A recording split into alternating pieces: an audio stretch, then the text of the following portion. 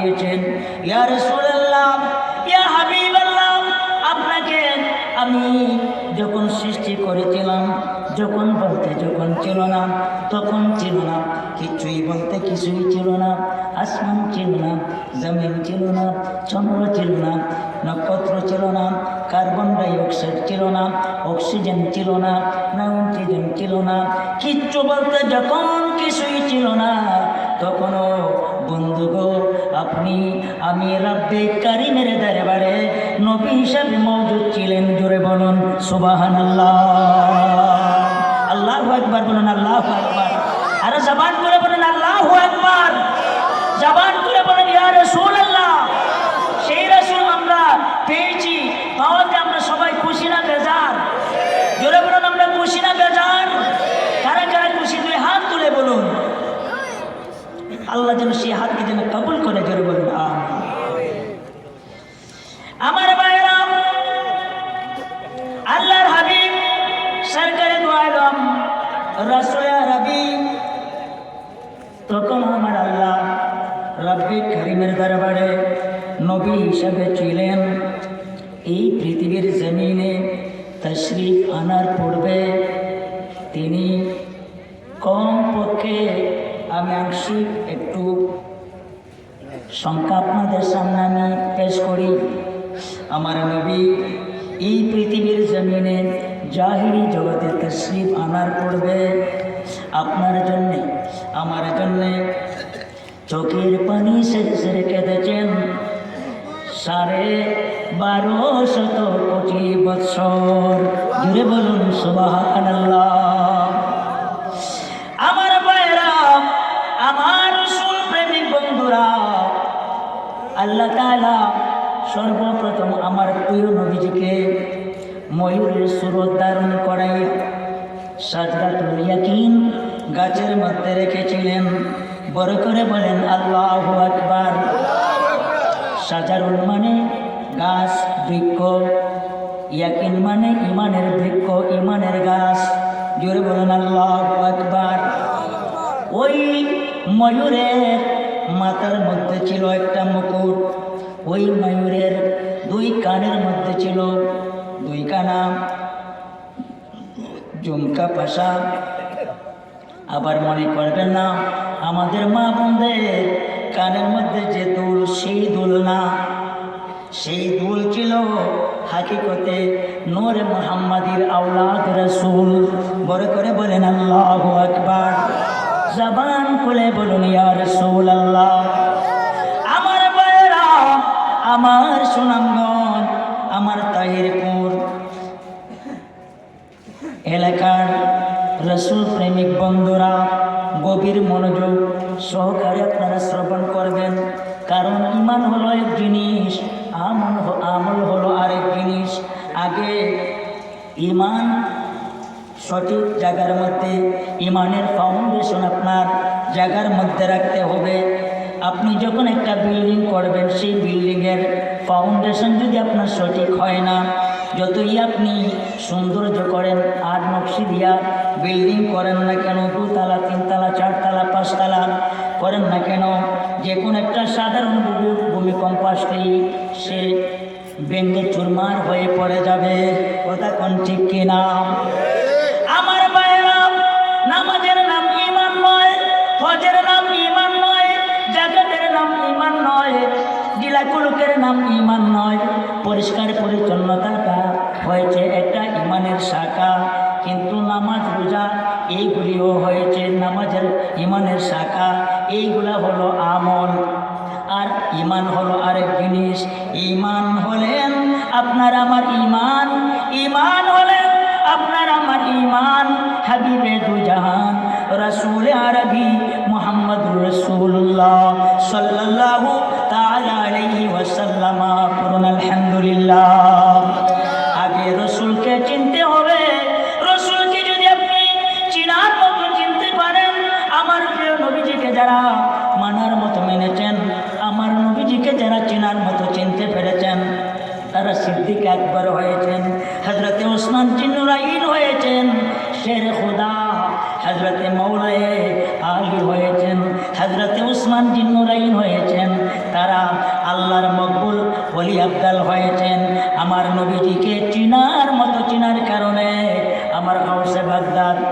আল্লাহর ওলি হয়ে পৃথিবীর জমিনে আগমন করেছেন। জোরে বলুন সুবহানাল্লাহ। আমার ভাইয়েরা, ওই সাজরাতুল ইয়াকিন গাছের মধ্যে আপনার যে ময়ূর ছিল, ওই ময়ূরের মাথার মধ্যে একখানা মুকুট ছিল, কানের মধ্যে দুইটি দুল ছিল, গলার মধ্যে একটি হার ছিল। এই সম্পূর্ণগুলাকে সমন্বয় করে তার হাকিকত হলো সেই জায়গার মধ্যে, সেই অবস্থার মধ্যে, সেই মনসের মধ্যে, সেই মাকামের মধ্যে মওজুদ ছিলেন পাক পাঞ্জাতন। জুড়ে বলুন সুবহানাল্লাহ। আমার ভাইয়েরা, একটা জিনিস মনে রাখবেন, যখন আসমান ছিল না, জমিন ছিল না, আরশ ছিল না, কুরসি ছিল না, লৌহ ছিল না, কলম ছিল না, জান্নাত ছিল না, জাহান্নাম ছিল না, তখনও হযরত ইমাম হাসান, হযরত ইমাম হুসাইন, মাওলায়ে আলী, খাতুনে জান্নাত ফাতিমাতুজ জোহরা, আমার প্রিয় নবীজি যে ইমানের বৃক্ষের মধ্যে ছিলেন, সাজরাতুল ইয়াকিন গাছের মধ্যে ছিলেন, ওই বৃক্ষের মধ্যে, ওই ইমানের গাছের মধ্যে পাক পাঞ্জাতন সেই জায়গার মধ্যে তখন মওজুদ ছিলেন। বড় করে বলেন আল্লাহু আকবার। শুধু তাই নয়, শুধু তাই নয়, ওই সাজরাতুল ইয়াকিন গাছের মধ্যে 4টি ডালি ছিল, 4টি শাখা ছিল। ওই 4টি শাখা ছিলেন সাইয়্যিদিনা হযরতে আবু বকর সিদ্দিক রাদিয়াল্লাহু তাআলা আনহু, হযরতে ফারুক আযম রাদিয়াল্লাহু তাআলা আনহু, হযরতে উসমান বিন নুরাইন রাদিয়াল্লাহু তাআলা আনহু, হযরতে মাওলায়ে আলী।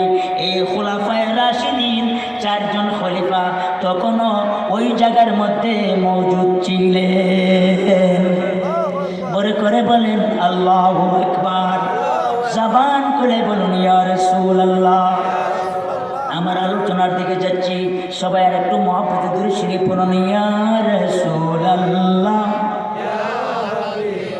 লা ইয়া রাসূলুল্লাহ, লা ইয়া রাসূলুল্লাহ। অন্ধকার কবরে যখন রাখবে আমরা রে, অন্ধকার কবরে যখন রাখবে আমরা রে, তাকিও নবী গো আমরারি কবরে, লইয়া বকুলে গোলাম বলিয়া ইয়া রাসূলুল্লাহ। আওয়াজ দিয়ে বলুন ইয়া রাসূলুল্লাহ। আমার পূর্বে বড় চমৎকার আলোচনা করেছেন আমার বাপজান জনাব মাওলানা কোকিল কণ্ঠে, অনেক চমৎকার আলোচনা করেছেন হযরত মাওলানা জসিমউদ্দিন বাজান। ওনার আগে আরও চমৎকার আলোচনা করেছেন আমার বন্ধুবর হযরতুল আল্লামা জনাব মাওলানা বুরহান কাদরি। পড়েন আলহামদুলিল্লাহ। আল্লাহ পাক যেন আমাদের এই সুন্নি জামাতের প্রত্যেকটি আলেমদেরকে যেন আল্লাহ তাআলা সারা বিশ্বে কোরআনের সঠিক আঞ্জাম দেওয়ার মতো, খেদমত করার মতো সেই তৌফিক যেন দান করেন সবাই আমিন। বিশেষ করে আমার ভাইজান জনাব শাহাদত হোসেন সিদ্দিক আল কাদরি সাহেব, তিনিও এসেছেন। আল্লাহ তাআলা ওনার খেদমতকে, ওনার আঞ্জামকেও যেন আল্লাহ তাআলা সারা বিশ্বে প্রচার প্রসার করেন। যেন বলুন আমিন। জবান খুলে বলুন ইয়া রাসূলুল্লাহ, লা ইয়া রাসূলুল্লাহ। গোসল করাইয়া কাফন পড়াইয়া, বলেন গোসল করাইয়া কাফন পড়াইয়া, রাখিবে যখন কবরে শুয়াইয়া, দয়া করিয়া দিও গো দেখা ইয়া রাসূলুল্লাহ। জোরে ইয়া রাসূলুল্লাহ।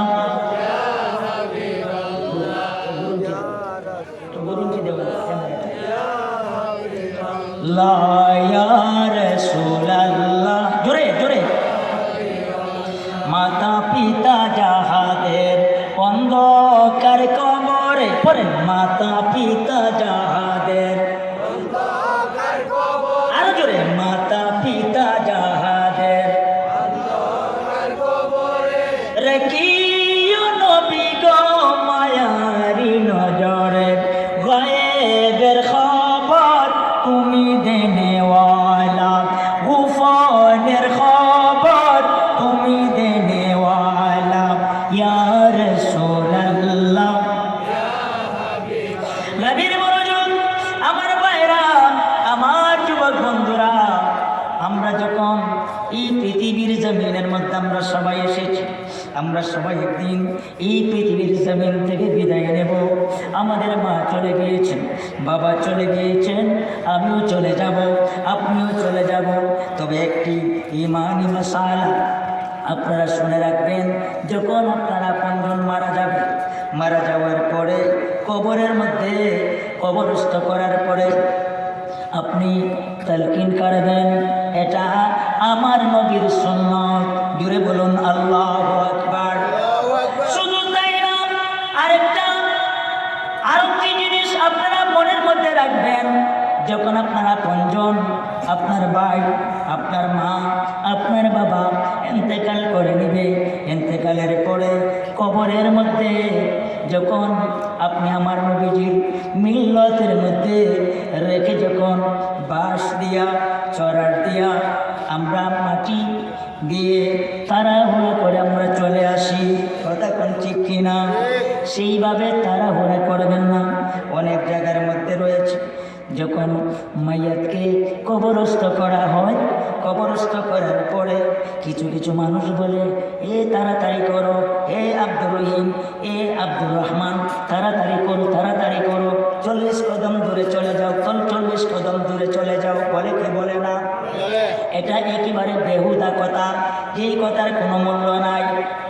সহিহ কিতাবের মধ্যে এসেছে, আপনার একজন আপনজন, আপনার একজন মা, আপনার একজন ভাই, আপনার বাবা, আপনার আপনজন যখন ইন্তেকাল করবে, কবরের মধ্যে আমার নবীর মিল্লতের মধ্যে যখন আপনি রাখবেন, রাখার পরে ওই কবরের উপরে বাঁশের চড়াট দেওয়া হয়, চড়াট বিছাইয়া অনেক জায়গার মধ্যে আপনার দাড়ি অথবা ছাঁচ বিছাইয়ে দেয় কিনা? অনেক জায়গার মধ্যে কলা পাতাও দেয়, বিভিন্ন জায়গার মধ্যে যেটা দেওয়া হয় সেইভাবে আপনার কবরের আপনার বাঁশের চড়াটের উপরে বিভিন্ন জিনিস দিয়ে মাটি দেওয়া হয়, কথা কোন ঠিক কিনা?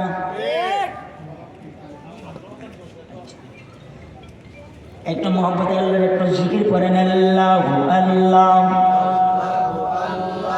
আল্লাহু আল্লাহ, আরো জোরে আল্লাহ, আল্লাহ, আল্লাহ,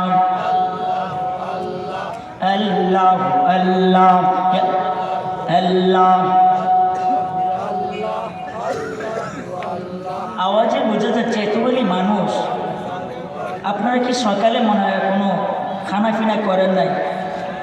প্রায় 500-600 কিলোমিটার জায়গা অতিক্রম করে আসলাম, এখনো তো মানুষরা দেখতেছেন স্বাস্থ্য নাই, হালকা। তবে আপনারা দোয়া করেছেন, আমার শরীরের মধ্যে প্রচুর পরিমাণ এনার্জি আছে, শক্তি রয়েছে, করেন আলহামদুলিল্লাহ।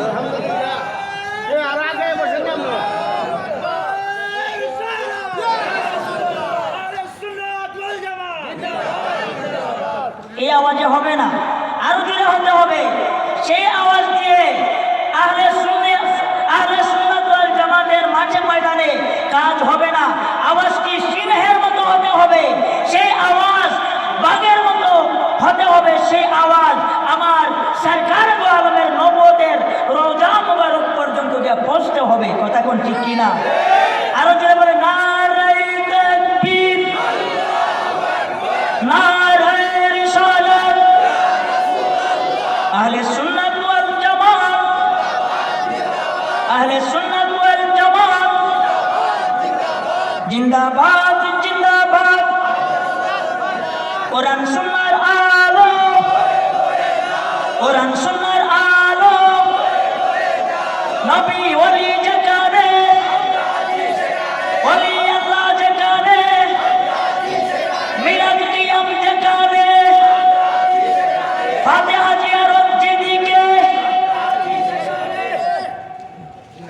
বাজনা যেদিকে আমরা নাই পড়েন আলহামদুলিল্লাহ। জিকিরের দিকে যাচ্ছি, গভীর মনোযোগ। আগে সেই মাসালাটি আপনাদের সামনে আমি পেশ করি। গভীর মনোযোগ। আপনার বন্ধু বান্ধব, আপনার আপনজন যখন মারা যাবে, আপনি তাড়াহুড়ো করবেন না। অন্যান্য মানুষ যদি চলে যায়, চলে যাক, অসুবিধা নাই। তারা যদি সবাই একত্র হয়ে সংক্ষেপ দোয়া করে, মোনাজাত করে করিয়া তারা চলে যাক, কিন্তু আপনি যাবেন না। আপনার ভাইয়ের কবরের পাশে দাঁড়িয়ে আপনি সূরা বাকারা তেলাওয়াত করবেন। আলিফ লাম হইতে মুফলিহুন পর্যন্ত পড়বেন। আরেকজনকে রাখবেন পায়ের দিকে, তিনি কেউ বলবেন, এরে ভাই যদি তুমি পারো সূরা মুলক তেলাওয়াত করো। যদি সূরা মুলক যদি তুমি তেলাওয়াত না করতে পারো, তাহলে তুমি তাকাসুর আল-হাকুম সূরা তেলাওয়াত করো। আল-হাকুম সূরা যদি তুমি তেলাওয়াত না করতে পারো, তুমি আলহামদু শরীফ একবার পড়ো, কুল হুয়াল্লাহ 3 বার পড়ো, কুল ইয়া আইয়ুহাল কাফিরুন তেলাওয়াত করো, কুল আউযু বিরাব্বিল ফালাক তেলাওয়াত করো, কুল আউযু বিরাব্বিন নাস তেলাওয়াত করো। অর্থাৎ সহিহ কিতাবের মধ্যে এসেছে আহলে সুন্নাত ওয়াল জামাতের আকীদা, আমাদের বিশ্বাস, আপনার আমার ভাই যখন মারা যাবে, মা বাবা যখন মারা যাবে, তাদের কবরের কাছে এতটুকু সময় আপনি তেলাওয়াত করবেন, দুরূদ পড়বেন, জিকির পড়বেন, ফাতিহা পড়বেন। যেমন আপনার ওই কবরস্থানের মধ্যে একটা উট অথবা একটা উটনি অথবা একটা গরু অথবা একটা মহিষ জবাই করিয়া, আবার সেই মহিষকে অথবা সেই গরুকে কালা শিলা করিয়া তার গোশতগুলা আপনার বন্টন করিয়া, গোশতগুলা কাটিয়া পাক করতে যতটুকু সময় লাগে, পাক করিয়া পাক করা যখন শেষ হয়ে যাবে, তারপরে সেই গোশতগুলা বা তরকারি পাকাইয়া এই মাংসগুলা গোশতগুলার তরকারি আপনার যদি 500 মানুষ হয়, 100 মানুষ হয়, 1000 মানুষ হয়, তাদেরকে খাওয়াইতে যতটুকু সময় লাগে, এতটুকু সময় এতটুকু সময় পর্যন্ত যদি বন্ধু আপনার আপনজনের কবরের কাছে আপনি থাকতে পারেন, খোদা কি কসম, আপনার ভাইটা যদি একেবারে গুনাহগার হয়ে থাকে, অপরাধীও হয়ে থাকে, খোদা কি কসম, আপনার তিলাওয়াতের কারণে, আপনার ফাতিহা শরীফ পড়ার কারণে, আপনার কোরআনের তিলাওয়াতের কারণে আল্লাহ তাআলা আপনার ভাইয়ের কবরটাকে, মায়ের কবরটাকে, বাবার কবরটাকে এই মুহূর্তে জান্নাতের বাগান করে দিবে। ঘরে ঘরে বলেন আল্লাহু আকবার। শুধু তাই নয়, আল্লামা ইমাম জালালউদ্দিন সুয়ুতী বলেন, এরে দুনিয়ার মানুষ, তোমরা শোনো শোনো, তোমাদের মা, তোমাদের বাবা, তোমাদের ভাই যদি মারা যায়, মারা যাওয়ার পরে তাদের কবরের কাছে তুমি বেশি বেশি সময় কাটাবে। যত বেশি সময় তুমি থাকবে, বেশি সময় তুমি যদি থাকো, তাহলে ওই জায়গার মধ্যে তোমার ভাই যদি অপরাধী হয়ে থাকে, তোমার ভাই যদি একেবারে আল্লাহর কাছে নাকিস বান্দাও হয়ে থাকে, অপরাধী বান্দাও যদি হয়ে থাকে, তোমার এই তিলাওয়াতের কারণে, তোমার ফাতিহা শরীফ পড়ার কারণে আল্লাহ তাআলা তোমার ভাইয়ের, তোমার মার, তোমার বাবার জীবনের জানা অজানা, ইচ্ছা অনিচ্ছা যত গুনাহ করেছে, অপরাধ করেছে, ওই অপরাধটা যদি পাহাড় পরিমাণ হয়ে যায়, সমুদ্র পরিমাণ হয়ে যায়, এরপরেও আমার আল্লাহ তার অপরাধের দিকে তাকাবেন না। আমার আল্লাহর নাম হয়েছে রহমানুর রহিম। আমার আল্লাহ বলবে, এরে ফেরেশতারা রে, এ ফেরেশতারা তোমরা সাক্ষী থাকো, সাক্ষী থাকো, দেখো রে দেখো, তার আপনজন মারা যাওয়ার পরে আমার নবীজির মিল্লতের পরে, মিল্লতের মধ্যে রেখে সে যায় নাই, তার বন্ধু বান্ধবেরা সবাই চলে গিয়েছে, চেয়ারম্যান মেম্বার, তার পাড়াপড়শি সবাই চলে গিয়েছে। দেখো তার আপনজনেরা তার কবরের কাছে পাশে দাঁড়িয়ে দাঁড়িয়ে আমার লাউহে মাহফুজের কোরআন তিলাওয়াত করতেছে, সূরা মুলুক তিলাওয়াত করতেছে, ফাতিহা শরীফ আদায় করতেছে।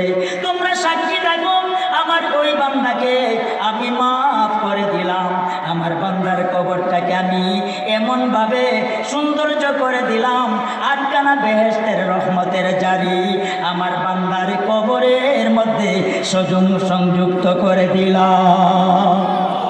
বড় করে বলেন আল্লাহু আকবার।